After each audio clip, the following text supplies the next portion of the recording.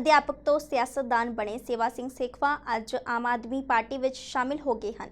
ਆਪ ਕਨਵੀਨਰ ਤੇ ਦਿੱਲੀ ਦੇ ਮੁੱਖ ਮੰਤਰੀ ਅਰਵਿੰਦ ਕੇਜਰੀਵਾਲ ਨੇ ਖੁਦ ਪਿੰਡ ਸੇਖਵਾ ਆ ਕੇ ਉਹਨਾਂ ਨੂੰ ਪਾਰਟੀ ਵਿੱਚ ਸ਼ਾਮਿਲ ਕੀਤਾ। ਸ਼੍ਰੋਮਣੀ ਅਕਾਲੀ ਦਲ ਬਾਦਲ ਤੋਂ ਆਪਣੇ ਸਿਆਸੀ ਜੀਵਨ ਦੀ ਸ਼ੁਰੂਆਤ ਕਰਨ ਵਾਲੇ ਸੇਵਾ ਸਿੰਘ ਸੇਖਵਾ ਆਮ ਆਦਮੀ ਪਾਰਟੀ ਤੋਂ ਪਹਿਲਾਂ ਅਕਾਲੀ ਦਲ ਡੈਮੋਕ੍ਰੈਟਿਕ ਦਾ ਹਿੱਸਾ ਸਨ, ਪਰ ਸੇਖਵਾ ਪਾਰਟੀ ਵਿੱਚ ਜ਼ਿਆਦਾ ਸਰਗਰਮ ਨਾ ਰਹੇ। ਲੋਕੀ ਮੈਨੂੰ ਕਹਿਣਗੇ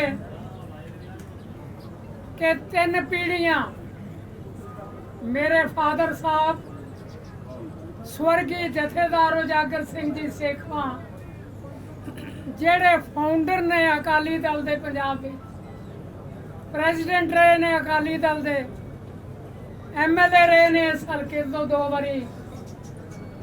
ਮੇਰੀ ਸਾਰੀ ਜ਼ਿੰਦਗੀ ਮੇਰਾ ਬੇਟਾ ਅਸੀਂ 3 ਪੀੜ੍ਹੀਆਂ ਸਮਰਪਿਤ ਰਹੇ ਅਕਾਲੀ ਦਲ ਨੂੰ, ਲੇਕਿਨ 3 ਪੀੜ੍ਹੀਆਂ ਦੀ ਸੇਵਾ ਹੋਣ ਦੇ ਬਾਵਜੂਦ ਵੀ ਇੱਕ ਵੀ ਸਾਡਾ ਸ਼੍ਰੋਮਣੀ ਅਕਾਲੀ ਦਲ ਦਾ ਸਾਥੀ ਮੇਰੀ ਖਬਰ ਲੈਣ ਵਾਸਤੇ ਮੇਰੇ ਘਰ ਨਹੀਂ ਆਇਆ,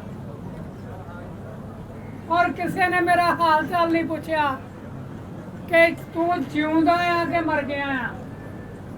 ਲੇਕਿਨ ਜਿਸ ਬੰਦੇ ਤੇ ਮੇਰਾ ਕੋਈ ਅਹਿਸਾਨ ਨਹੀਂ, ਐਡੀ ਵੱਡੀ ਪਰਸਨੈਲਿਟੀ ਹੋਵੇ ਇੰਡੀਆ ਦੀ, ਬਿਨਾਂ ਕਿਸੇ ਲਾਲਚ ਦੇ ਉਹ ਇਨਸਾਨ ਮੇਰੀ ਖਬਰ ਲੈਣ ਵਾਸਤੇ ਆਵੇ, ਮੈਂ ਸਮਝਦਾ ਉਹਦੇ ਨਾਲੋਂ ਮਹਾਨ ਦੁਨੀਆ ਤੇ ਇਨਸਾਨ ਕੋਈ ਨਹੀਂ।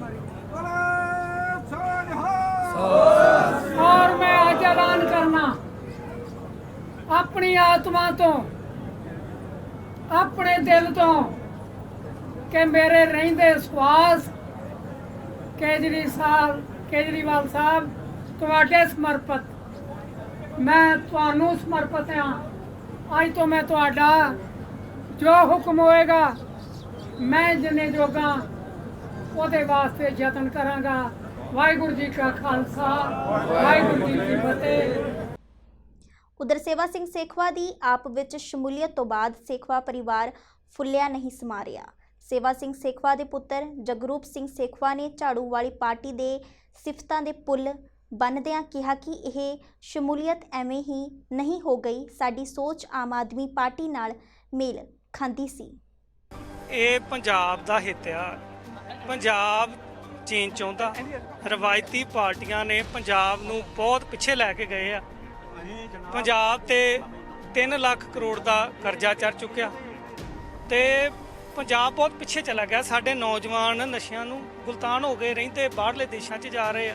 ਕਰਪਸ਼ਨ ਚਰਮ ਸੀਮਾ ਤੇ ਪੁੱਜ ਗਈ, ਔਰ ਜਿਹੜੇ ਕਾਂਗਰਸ ਦੇ ਲੀਡਰ ਨੇ ਉਹ ਆਪਸ 'ਚ ਰਾਜ ਸੱਤਾ ਲਈ ਲੜੀ ਜਾ ਰਹੇ ਆ। ਪੰਜਾਬ ਦਾ ਤਾਂ ਕੋਈ ਸੋਚ ਨਹੀਂ ਰਿਹਾ। ਸੋ ਪੰਜਾਬ ਇੱਕ ਚੇਂਜ ਚਾਹੁੰਦਾ ਰਵਾਇਤੀ ਪਾਰਟੀਆਂ ਤੋਂ ਕਿ ਇਹ ਜਿਹੜਾ ਜੋ ਹਾਲਾਤ 'ਚ ਜਿਹੜੇ ਡੂੰਘੇ ਪਾਣੀ 'ਚ ਪੰਜਾਬ ਪਹੁੰਚ ਗਿਆ, ਇਹਨੂੰ ਬਚਾਉਣਾ ਤਾਂ ਕੇਵਲ ਆਮ ਆਦਮੀ ਪਾਰਟੀ ਤੇ ਅਰਵਿੰਦ ਕੇਜਰੀਵਾਲ ਸਾਹਿਬ ਵਿੱਚ ਕਿ ਪੰਜਾਬ ਨੂੰ ਅਸੀਂ ਕਿੱਦਾਂ ਬਚਾਉਣਾ। ਇੱਕ ਚੰਗਾ ਪ੍ਰਸ਼ਾਸਨ ਜਿੱਦਾਂ ਉਹਨਾਂ ਦਿੱਲੀ 'ਚ ਦਿੱਤਾ, ਹੈਲਥ ਦਾ, ਐਜੂਕੇਸ਼ਨ ਦਾ, ਉਹ ਕਿਸ ਤਰ੍ਹਾਂ ਦੇਣਾ ਵਾ, ਬੇਅਦਬੀ ਦੇ ਮਸਲੇ ਕਿੱਦਾਂ ਹੱਲ ਕਰਨੇ ਆ, ਅਸੀਂ ਕਿਸਾਨੀ ਦੇ ਮਸਲੇ ਕਿੱਦਾਂ ਹੱਲ ਕਰਨੇ ਆ। ਦੇ ਪ੍ਰਧਾਨ ਰਹਿ ਚੁੱਕੇ ਆ ਮੇਰੇ ਪਿਤਾ ਜੀ, 2 ਵਾਰ ਅਕਾਲੀ ਦਲ ਦੀਆਂ ਗਵਰਨਮੈਂਟ 'ਚ ਮਿਨਿਸਟਰ ਰਹਿ ਚੁੱਕੇ ਆ, senior vice president Akali Dal ਦੇ ਰਹਿ ਚੁੱਕੇ ਆ। ਮੈਂ ਯੂਥ ਅਕਾਲੀ ਦਲ ਦਾ general secretary, senior vice president ਰਹਿ ਚੁੱਕਿਆ। 15-20 ਸਾਲ ਮੈਂ ਵੀ ਅਕਾਲੀ ਦਲ 'ਚ ਸੇਵਾ ਕੀਤੀ ਆ। ਕੋਈ ਛੋਟਾ ਸਟੈਪ ਨਹੀਂ ਸੀ। ਸੇਵਾ ਸਿੰਘ ਸੇਖਵਾ ਦੇ ਆਮ ਆਦਮੀ ਪਾਰਟੀ ਵਿੱਚ ਸ਼ਾਮਿਲ ਹੋਣ ਤੋਂ ਬਾਅਦ ਸਿਆਸੀ ਬਿਆਨਬਾਜ਼ੀ ਵੀ ਸਾਹਮਣੇ ਆ ਰਹੀ ਹੈ। ਲੋਕ ਇਨਸਾਫ ਪਾਰਟੀ ਦੇ ਪ੍ਰਧਾਨ ਸਿਮਰਜੀਤ ਸਿੰਘ ਬੈਂਸ, ਭਾਜਪਾ ਪ੍ਰਧਾਨ ਅਸ਼ਵਨੀ ਸ਼ਰਮਾ ਨੇ ਇਸ ਸਿਆਸੀ ਦਾ ਪੇਚ ਬਾਰੇ ਕੀ ਕਿਹਾ, ਤੁਸੀਂ ਵੀ ਸੁਣੋ।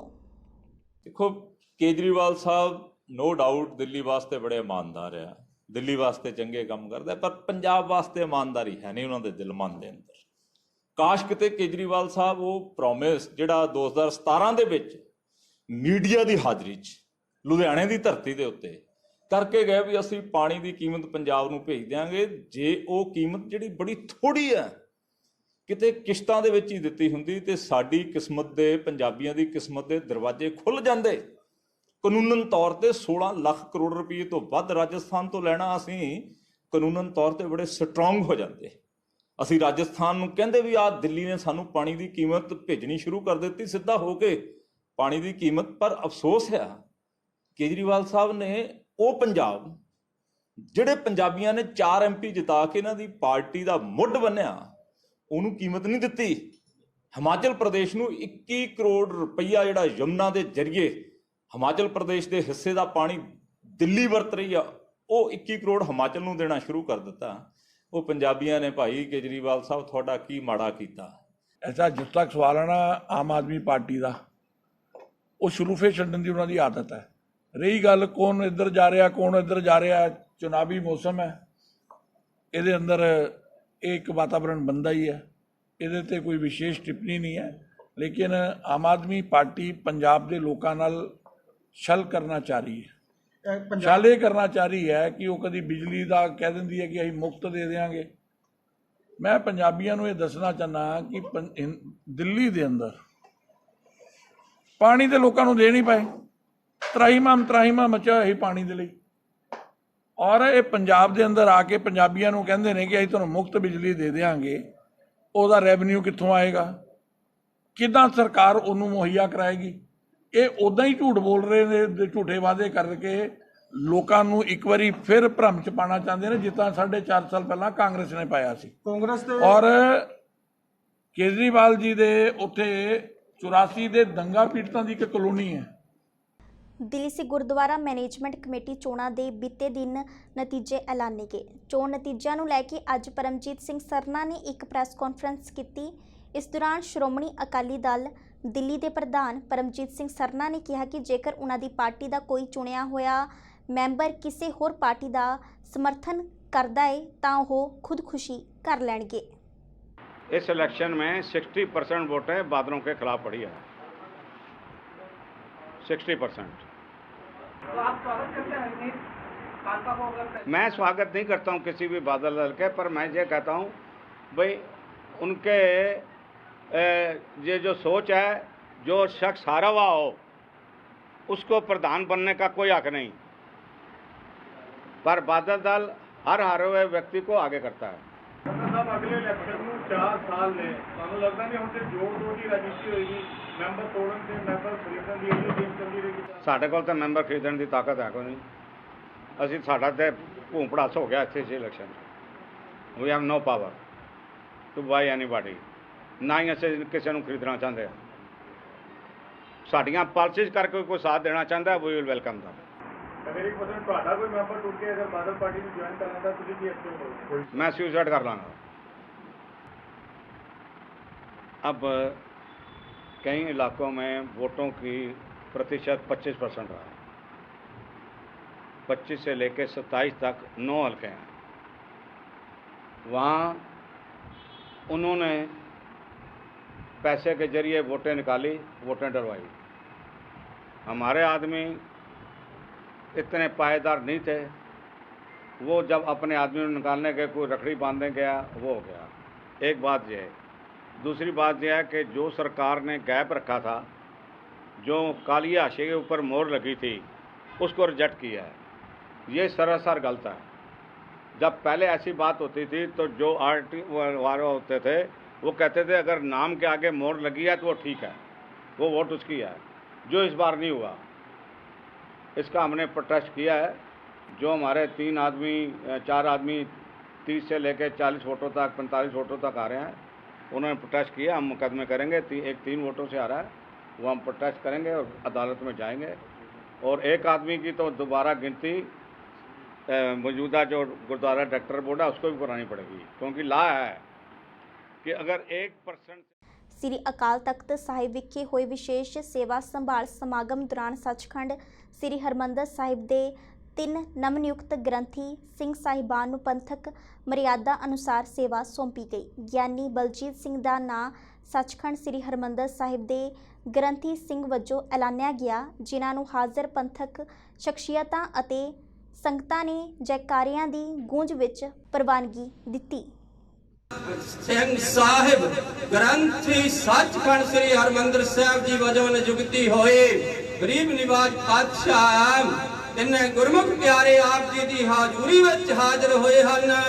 ਆਪ ਜੀ ਕਿਰਪਾ ਕਰੋ, ਦਇਆ ਕਰੋ। ताज पोशे सेवा संभाल करन दी आज्ञा बख्शो गरीब निवाज पातशाह जी इन्हां गुरमुखा प्यारियां नूं गरीब निवाज सतगुरु जी हुक्मनामे सुनाउण दी पातशाह जी सरवण कराउण दी आज्ञा बख्शो। ਕਾਂਗਰਸ ਨੇਤਾ ਰਾਹੁਲ ਗਾਂਧੀ ਨੇ ਰਾਸ਼ਟਰੀ ਮੁਦਰੀਕਰਨ ਯੋਜਨਾ ਨੂੰ ਲੈ ਕੇ ਮੁੜ ਮੋਦੀ ਸਰਕਾਰ ਤੇ ਹਮਲਾ ਬੋਲਿਆ ਅਤੇ ਕਿਹਾ ਕਿ ਰਾਸ਼ਟਰੀ ਹਿੱਤਾਂ ਦੀ ਸੁਰੱਖਿਆ ਦੀ ਗੱਲ ਕਰਨ ਵਾਲੀ ਇਸ ਸਰਕਾਰ ਨੇ ਹੁਣ ਆਪਣਾ ਈਮਾਨ ਵੀ ਵੇਚ ਦਿੱਤਾ ਹੈ। ਰਾਹੁਲ ਨੇ ਕਿਹਾ ਕਿ ਇਹ ਸਰਕਾਰ ਆਪਣਾ ਈਮਾਨ ਪਹਿਲਾਂ ਹੀ ਵੇਚ ਚੁੱਕੀ ਹੈ ਅਤੇ ਹੁਣ ਦੇਸ਼ ਦੀ ਜਾਇਦਾਦ ਵੇਚਣ ਵਿੱਚ ਜੁਟ ਗਈ ਹੈ। The Prime Minister and the BJP said that the Congress party has done nothing in 70 years. There is a list here of all the assets that the Congress party has helped build. These assets have been built using public money, thousands and thousands of crores of rupees over the last 70 years. Now the Prime Minister is in the process of selling the crown jewels of this country. This entire privatization is designed to create monopolies. The whole idea behind this thing is to create monopolies for 3 or 4 people. And my young friends who are today searching for a job cannot find a job. You have to understand that the reason you cannot find a job is because the entire small and medium industries have been destroyed. And the reason they've been destroyed is because the Prime Minister insists on building 2 or 3 monopolies that own everything in this country. This thing is going to ensure that our young people do not get jobs. This is going to ensure that our entire industrial structure is controlled by 2 or 3 people. The central idea here is that what this country has built over the last 70 years is being given away. Mr. Modi believes that large monopolists can transform this country. He does not realize that when you create such large monopolies, you cannot give jobs to people. And when you cannot give jobs to people, it leads to social tension, social anger, and then social explosion. We have dealt earlier with a monopoly in India. It used to be called the East India Company. पंज तेरे आदि रानी